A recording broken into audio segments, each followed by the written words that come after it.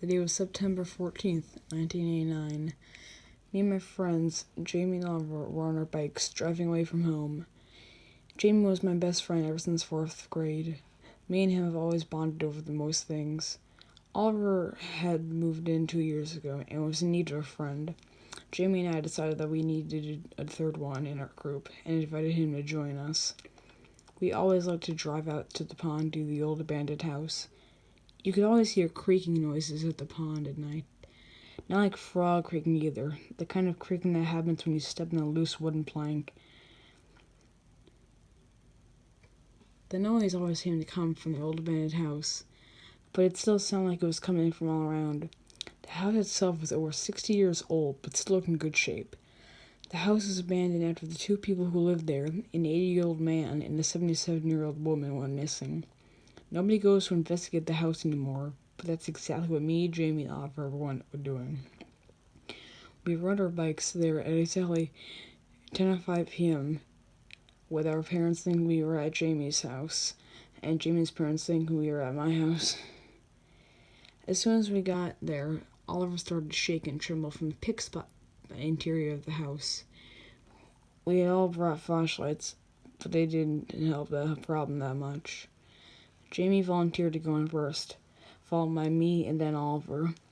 He stepped into the old building with his flashlight on. The house had decayed so much that when Jamie's foot touched the floor, it made a loud creak sound. The sound seemed to somewhat startle Jamie, but Oliver looked to be the most shook. Oliver was always shy, and therefore always scared of things. Jamie led us into the house in the main room. The house had scratched up and torn wallpaper, probably from insects and decomposition and decaying. There were stairs that led up to the second floor, but we wanted to stay downstairs for now. Also, because we didn't know if the floor might break or not.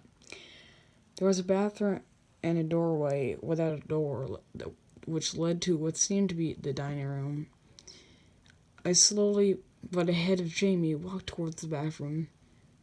There was a cracked mirror along with a toilet that looked like it had somehow still been used by somebody after all this time. I thought to myself, could there be somebody living in this house right now? And could they be here at this moment? When I turned around, I saw that Jamie was already headed to the dining room. Oliver followed. I speed walked up to them and got them before they entered. I told them that we had to stick together no matter what here because we could get lost or hurt. Jamie and Oliver both agreed, and it said we should stay in a line at all times. We continued into the dining hall. There was a nice table and much lower ceiling than the main room. There was also another empty doorway that probably led to the kitchen. Jamie checked out the silverware in the dining room.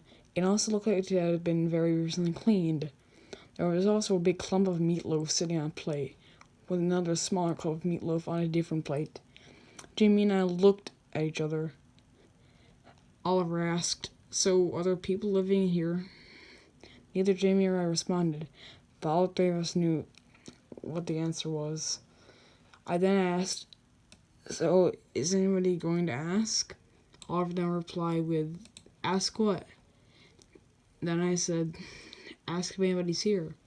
Then all of us stood in silence again, but somehow even more quiet than before. Oliver then raised his chin and nodded. He took 2 steps back so he could get a good view of everything. Then he exclaimed, "Hello?"